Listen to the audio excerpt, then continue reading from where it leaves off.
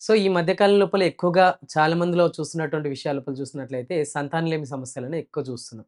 So, ఒకప్పుడు ఏందనంటే ప్రతి family లోపల ఏ ఇంటికెళ్ళినా గాని ఒక 10 మంది పిల్లలు, దాని తర్వాత చాలా హ్యాపీ ఫ్యామిలీస్ అనేది ఎక్కువ మందిలో చూసేవాళ్ళం. బట్ ఈ మధ్య కాలం లోపల ఏందనంటే పిల్లలు పుట్టడమే గగనంగా మనం భావిస్తున్నటువంటి రోజుల్లో మనం ఉన్నామనమాట. దీనికి గల కారణాలేంటి?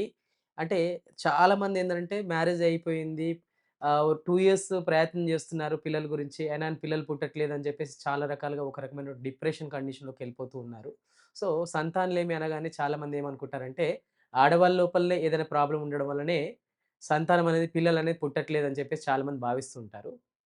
బట్ ఈ ఇన్‌ఫర్టిలిటీ అనేది ఏందనంటే, male factor and female factor కొన్ని అన్‌నోన్ ఫ్యాక్టర్స్ వల్ల కూడా సంతానలేమికి దారి తీయడానికి అవకాశం ఎక్కువగా ఉంటుందనమాట. సో, దీని లోపల మెయిన్‌గా మనం ఈరోజు గమనించినట్లయితే ఆడవాళ్ళకి ఈక్వల్‌గా అంటే మగవాళ్ళ లోపల కూడా సంతానలేమి సమస్యలనేవి ఎక్కువ చూస్తున్నానన్నమాట.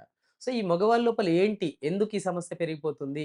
దేనివల్ల మనము ఇన్‌ఫర్టిలిటీ మేల్ కేసెస్ లోపల పెరిగిపోతున్నాయని మనం చూసినట్లయితే, ఎక్కువగా ఫస్ట్ ఏందనంటే, ఒక మ్యారేజ్ అయిపోయింది. ఒక 2 ఇయర్స్ వరకు పిల్లల గురించి ప్రయత్నం చేస్తున్నారు. అయినా గాని పిల్లలు పుట్టట్లేదు అనే కండిషన్‌ని మనం ఇన్‌ఫర్టిలిటీ సంతానలేమి సమస్య అని చెప్పేసి చెప్తుంటాం అన్నమాట. సో, ఈ ఇన్‌ఫర్టిలిటీ గల కారణాలేంటి అని చూసినట్లయితే, ఎస్పెషల్లీ మగవాళ్ళలో గల కారణాలేంటి అనంటే ఫస్ట్ ఎవరైనా గాని మగవాళ్ళ లోపల ప్రాబ్లమ్ ఉంది అనంటే ఎలా డయాగ్నోస్ జేసుకోవాలంటే, వాళ్ళలో ఉన్నటువంటి శుక్ర కణాల సంఖ్య ఆధారంగా, ఆ శుక్ర కణాల యొక్క కదలిక ఆధారంగా ఆ ప్రాబ్లమ్ ఉందా? లేదా? అని మనం నిర్ధారించుకోవచ్చనమాట.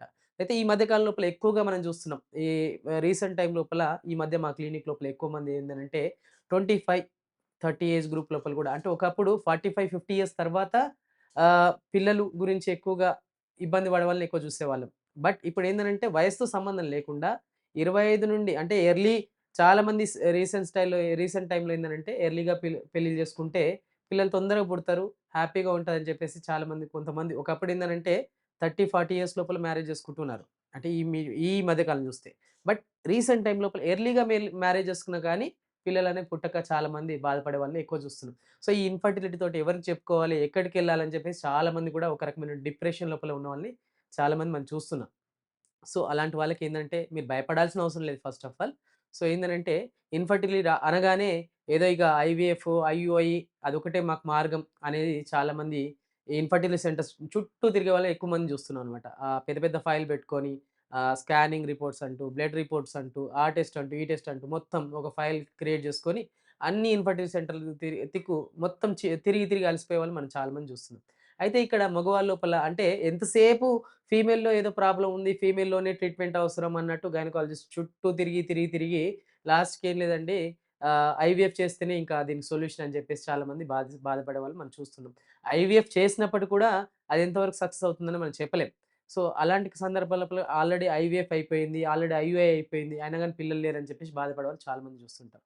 ఫస్ట్ వీటన్నిటికంటే ముందు మనం తెలుసుకోవాల్సిన విషయం ఏందనంటే సంతానలేమి సమస్య లోపల మగవాళ్ళ లోపల కూడా కారణాలుంటాయి. ఆ కారణాల లోపల ప్రధానంగా చూసినట్లయితే మగవారి లోపల స్పెర్మ్ కౌంట్ అన్నమాట. శుక్ర కణాల సంఖ్య. ఫస్ట్ మనం చూసుకోవాల్సిందేంటంటే శుక్ర కణాల సంఖ్య ఎంత ఉంది అని మనం మగవాళ్ళ లోపల ప్రాబ్లమ్ ఉందా? లేదా? అని దీన్ని నిర్ధారించుకోవడం ఏందంటే సెమెన్ అనాలిసిస్ చేసి దాని లోపల కౌంట్ ఎంత ఉంది అని మనం చూసుకోవాల్సిన అవసరం ఉంటుందన్నమాట. సో, చాలా మంది లోపల ఇన్‌ఫర్టిల్ లోపల మేల్ పర్సన్స్ లోపల సెమెన్ కౌంట్ లోపల అంటే స్పెర్మ్ కౌంట్ చాలా తక్కువగా ఉండడం వల్ల ఇన్‌ఫర్టిలిటీకి దారి తీసేటువంటి అవకాశాలు ఎక్కువగా ఉంటాయి. సో, ఈ కౌంట్ పరంగా చూసినట్లయితే చాలా మంది లోపల ఏందంటే అలిగోస్పెర్మియా అనేది కారణాలతోటి చాలా మంది లోపల సంతానలేమి సమస్య ఉంటుంది. కొందరి లోపల ఆహ్, అలిగోస్పెర్మియాతో పాటు అస్థినోస్పెర్మియా అని చెప్పేసి, అస్థినోజోస్పెర్మియా అని చెప్పేసి కొన్ని రకాలైనటువంటి కౌంట్‌లో ఉన్నటువంటి మార్పుల వల్ల సంతానలేమి సమస్యకు దారి తీయడానికి అవకాశాలు ఎక్కువగా ఉంటాయి. సో, ప్రధానంగా అలిగోస్పెర్మియా అంటే ఏంటి అనంటే, యూజువల్‌గా మనకు సెమెనాలిసిస్ చేసినప్పుడు దాని లోపల స్పెర్మ్ కౌంట్ ఎంత ఉండాలంటే 60-120 మిలియన్ మధ్యలో ఉన్నట్లయితే అది నార్మల్‌గా భావిస్తామనమాట. కొంతమంది లోపల 1 ఎంఎల్‌కి 15 మిలియన్స్ ఉన్నట్లయితే అది నార్మల్.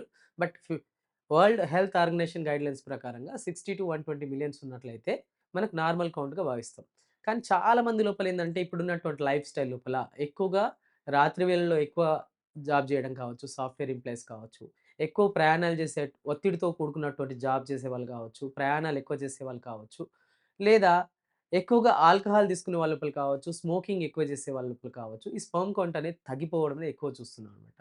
సో, ఎస్పెషల్లీ ఆలిగోస్పెర్మియా అనేది ఇట్ ఈస్ ఖచ్చితంగా మనం మెడిసిన్స్ తోటి, కొన్ని లైఫ్ స్టైల్ మార్పులతోటి ఖచ్చితంగా ట్రీట్ చేసుకునేటువంటి విషయం అన్నమాట. సో, ఈ ఆలిగోస్పెర్మియా అనేది ఎప్పుడు భావించాలంటే, స్పెర్మ్ కౌంట్ 15 మిలియన్స్ కంటే తక్కువగా ఉన్నట్లయితే దాన్ని అలిగోస్పెర్మియా అని చెప్పేసి చెప్తుంటాం అన్నమాట. దీని లోపల కూడా మైల్డ్ ఆలిగోస్పెర్మియా, మోడరేట్ ఆలిగోస్పెర్మియా అండ్ సివియర్ ఆలిగోస్పెర్మియా అని చెప్పేసి దాని లోపల కూడా కొన్ని రకాలైనటువంటి మా ఆ కౌంట్ ఆధారంగా 15 మిలియన్స్ కంటే తక్కువుంటే ఆలిగోస్పెర్మియా అంటాం. 5-15 మిలియన్స్ మధ్యలో ఉంటే మైల్డ్ టు మోడరేట్ అని చెప్తుంటాం. 5 మిలియన్స్ కంటే కూడా ఇంకా తక్కువగా ఉందంటే దాన్ని సివియర్ ఆలిగోస్పెర్మియా అని చెప్పి చెప్తుంటారనమాట. సో, ఈ ఆలిగోస్పెర్మియా కండిషన్‌లో బాధపడుతున్న వాళ్ళు కొన్ని రకాలైనటువంటి మార్పులు చేసుకున్నట్లయితే లైక్ ఏంటి ఆ మార్పులు అనంటే ఒబేసిటీ ఉంది. ఫర్ సపోజ్ సెంట్రల్ ఒబేసిటీ చాలా మంది లోపల కూడా పొట్ట చుట్టూ కొవ్వు పేరుకుపోవడం అనేది ఎక్కువ చూస్తుంటాం మగవాళ్ళ లోపల కావచ్చు. సో, ఈ మగవాళ్ళ లోపల పొట్ట చుట్టూ కొవ్వు పేరుకుపోవడం వల్ల సంతానలేమి సమస్యకు దారితీస్తుందంటే ఖచ్చితంగా దారి తీయడానికి అవకాశం ఉంటుందన్నమాట. దాన్ని సెంట్రల్ ఒబేసిటీ అని చెప్తూ ఉంటాం. ఈ సెంట్రల్ ఒబేసిటీ వల్ల కూడా స్పెర్మ్ కౌంట్ అనేది తగ్గిపోవడానికి అవకాశం ఉంటుంది. దాంతో పాటు ఏందనంటే నౌ ఏ డేస్ ఉన్నటువంటి కల్చర్ లోపల స్మోకింగ్ అండ్ ఆల్కహాల్ అనేది కామన్‌గా ఏదో ఒక డిగ్రీస్ నుండి మొదలుపెడితే అది మ్యారేజ్ అయిన తర్వాత కూడా కంటిన్యూ‌గా చాలా మంది లోపల చూస్తూ ఉంటాం అన్నమాట.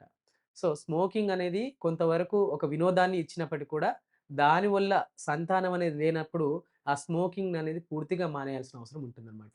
ఆల్కహాల్ తీసుకుంటే కొంతవరకు ఆనందం కలుగుతుందని జెప్పేసి తెలిసి తెలియని వయసు లోపల ఆల్కహాల్ తీసుకోవడం అలవాటు జేసుకుంటారు.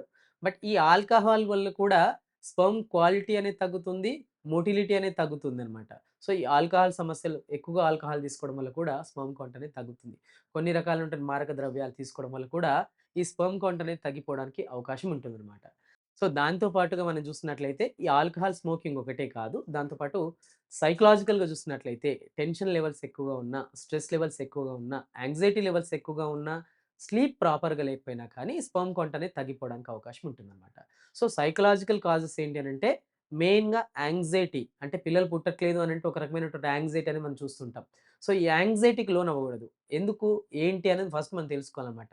యాంక్సైటీ కావచ్చు అండ్ స్ట్రెస్ అంటే సంతానం ఇంక పిల్లలు పుట్టట్లేదు. 2 ఇయర్స్ అయిపోయింది, 3 ఇయర్స్ అయిపోయింది. ఆల్రెడీ మెడిసిన్స్ వాడినా, ఆల్రెడీ వైఫ్‌కి అన్ని రకాల టెస్ట్ చేయించిన, అన్నీ నార్మల్‌గా ఉన్నాయి. నా టెస్టులు చేస్తే ఏదో చిన్న ప్రాబ్లమ్ అని చెప్పారు. దానికేదో కొన్ని రకాలైనటువంటి మల్టీవిటమిన్ టాబ్లెట్స్ ఇచ్చారు.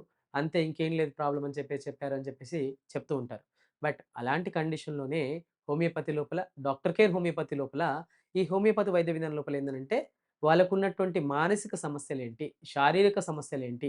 అండ్ కొన్ని రకాలైనటువంటి హార్మోన్ ప్రాబ్లమ్స్ వల్ల like male hormones testosterone levels అనేది తక్కువగా ఉండడం వల్ల కూడా స్పెర్మ్ కౌంట్ అనేది తగ్గిపోవడానికి అవకాశం ఉంటుంది. అండ్ ఫీమేల్ హార్మోన్స్ ఎక్కువగా ఉండి టెస్టోస్టెరాన్ లెవెల్స్ తక్కువ ఉన్న సందర్భాల్లో కూడా స్పెర్మ్ కౌంట్ అనేది తగ్గిపోవడానికి అవకాశం ఉంటుంది. సో, హార్మోన్ రిలేటెడ్‌గా దేనివల్ల ఈ ప్రాబ్లమ్ వచ్చింది? కొన్ని రకాలైనటువంటి థైరాయిడ్ ఇష్యూస్ ఉండడం వల్ల హైపోథైరాయిడ్ కావచ్చు, హైపర్ థైరాయిడ్ కావచ్చు. ఈ హైపోథైరాయిడ్ లేదా హైపర్ థైరాయిడ్ కండిషన్ లోపల కూడా స్పెర్మ్ కౌంట్ అనేది తగ్గిపోవడానికి అవకాశం ఉంటుంది. అండ్ కొన్ని రకాలైనటువంటి అంటే ఇప్పుడు చూస్తున్నట్లయితే హైపర్ టెన్షన్ బీపీ అనేది సర్వసాధారణంగా ఒకప్పుడు ఏందంటే 45, 50 దాటిన తర్వాత వచ్చేది. బట్ ఇప్పుడున్నటువంటి లైఫ్ స్టైల్ లోపల బీపీ కూడా ఎర్లీ ఏజ్‌లో వస్తుంది. సో, ఈ బీపీకి సంబంధించినటువంటి మెడిసిన్స్ ఎక్కువగా వాడడం వల్ల కూడా ఈ స్పెర్మ్ కౌంట్ అనేది తగ్గిపోవడానికి అవకాశం ఉంటుంది. దాంతో పాటు కొన్ని రకాలైనటువంటి క్యాన్సర్‌కి సంబంధించినటువంటి మెడిసిన్స్ కావచ్చు అండ్ ఫ్రీక్వెంట్‌గా మనకు తెలిసి తెలియకుండా ఏందనంటే సాధారణంగా చేస్తుంటారు. ఏందంటే లివోసిట్రజిన్ సిట్రజిన్ టాబ్లెట్ వాడుతూ ఉంటారు. Antihistamine. సో, కామన్ కోల్డొచ్చింది. కామన్‌గా రన్నింగ్ నోస్ ఉందనంటే కూడా తెలిసి తెలియకుండా వెళ్లి ఇమ్మీడియేట్‌లీ ఒక కోల్డ్ టాబ్లెట్ ఏసుకోవడం. ఈ యాంటీ హిస్టమైన్స్ అని అంటాం. ఈ యాంటీ హిస్టమైన్స్ తీసుకోవడం వల్ల కూడా స్పెర్మ్ కౌంట్ తగ్గిపోవడానికి అవకాశం ఉంటుందన్నమాట. సో, మనకు తెలిసి తెలియకుండా కొన్ని కొన్ని చిన్న పొరపాట్లు చేయడం వల్ల కూడా ఈ స్పెర్మ్ కౌంట్ అనేది తగ్గిపోవడానికి అవకాశం ఉంటుంది. సో, ఈ స్పెర్మ్ కౌంట్ తగ్గిన కండిషన్‌ని అలిగోస్పెర్మియా అని అంటాము. ఈ అలిగోస్పెర్మియాని మనం ఖచ్చితంగా హోమియోపతి మెడిసిన్స్ ద్వారా పూర్తిగా ట్రీట్ చేసుకోవడానికి అవకాశం ఉంటుంది. దీంతో పాటు కొన్ని రకాలైనటువంటి ఆహారపు అలవాట్లు కానీ, మనకున్నటువంటి చెడు అలవాట్లు గానీ, వీటినన్నిటి కూడా సరి చేసుకుంటూ హోమియోపతి మెడిసిన్స్ వాడినట్లయితే ఖచ్చితంగా మనం ఈ ప్రాబ్లమ్‌ని అలిగోస్పెర్మియాని పూర్తిగా అధిగమించడానికి అవకాశం ఉంటుందన్నమాట. అయితే స్పెర్మ్ కౌంట్ అనేది చాలా వరకు కూడా చాలా ప్రాబ్లమాటిక్‌గా చాలామంది మగవాళ్ళ లోపల చూస్తుంటాం. సో, స్పెర్మ్ కౌంట్‌ని ఏ విధంగా ఏ రకమైనటువంటి ఫుడ్ తీసుకుంటే పెరుగుతుంది అనంటే ఎక్కువగా జింక్ మనం తీసుకున్నటువంటి ఫుడ్ లోపల జింక్ రిచ్ ఫుడ్ తీసుకున్నట్లయితే ఎస్పెషల్లీ సీడ్స్ అన్నమాట. సో, డ్రై ఫ్రూట్స్ కావచ్చు, సీడ్స్ కావచ్చు ఎక్కువగా తీసుకోవడం వల్ల ఈ స్పెర్మ్ కౌంట్ అనేది పెరగడానికి అవకాశం ఉంటుంది. అండ్ ఫ్రూట్స్ లోపల దానిమ్మ, బనానా ఇవి తీసుకోవడం వల్ల కూడా స్పెర్మ్ కౌంట్ పెరగడానికి అవకాశం ఉంటుంది. క్యారెట్ అండ్ బీట్రూట్ తీసుకోవడం వల్ల కూడా స్పెర్మ్ కౌంట్ అనేది పెరగడానికి అవకాశం ఉంటుంది. సో, ఇవే కాదు calcium rich food and vitamin B ఎక్కువగా ఉన్నటువంటి ఆహార పదార్థాలు కావచ్చు, విటమిన్ డి ఎక్కువ ఉన్నటువంటి ఆహార పదార్థాలు కావచ్చు. ఇవి తీసుకున్నట్లయితే స్పెర్మ్ కౌంట్ అనేది పెరగడానికి అవకాశం ఉంటుందనమాట.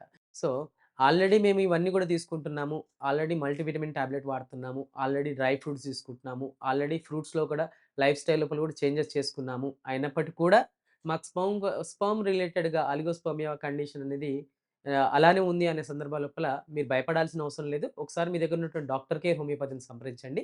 సో, ఇవే కాకుండా మెడికల్‌గా వారికోజిల్ కానీ, ఇంకేదైనా ప్రాబ్లమ్ ఉందా? ఏమైనా underlying STDs sexually transmitted diseases ఏమైనా ఉన్నాయా? వీటన్నిటి గుర్తించి వాటిని ట్రీట్ చేస్తూ ఈ కౌంట్ పెరిగేలాగా ట్రీట్మెంట్ అనేది అందించడం జరుగుతుంది. ఇన్‌ఫెర్టిలిటీ సమస్యను మనం అధిగమించడానికి అవకాశం ఉంటుందండి. ఇలాంటి సమస్యతో బాధపడుతున్నట్టయితే మరెందుకు ఆలస్యం మీ దగ్గర ఉన్నటువంటి డాక్టర్ కేర్ హోమియోపతిని సంప్రదించండి. కింద స్క్రోల్ అవుతున్నటువంటి నంబర్‌కి కాల్ చేసి ఈరోజే అపాయింట్‌మెంట్ తీసుకోండి. మీ ప్రాబ్లమ్ సాల్వ్ చేసుకోండి.